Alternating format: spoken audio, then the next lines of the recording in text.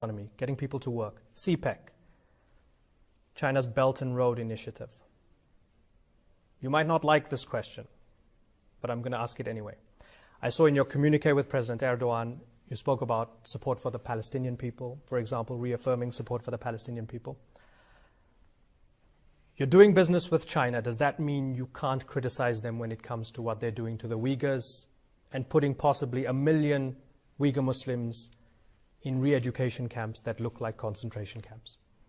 I do not know the exact situation of this. Frankly, I mean, I just have to tell you the truth. In Pakistan at the moment, since we've been in power 4 months, I've taken 5 days off. I'm serious, 5 days in 4 months. It's because of, the intensity of the issues which we immediately faced.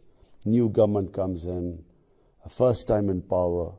There were so many different issues to settle. So, to be honest, I actually don't know much about the situation. But I can tell you one thing. The Chinese have been, what can I say? I mean, in this doom and gloom which we inherited, the Chinese have been a breath of fresh air for us. They have been helpful to us in areas which I can't tell because some of the areas they want us to keep confidential. The Chinese government, every culture has its own way of working, but they work in a very confidential way. They do not like to bring things out in the public.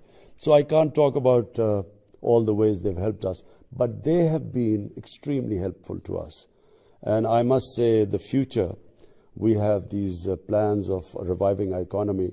China is going to play they're going to play a huge part because we have these special economic zones, we have cooperations in agriculture, investment in Gwadar.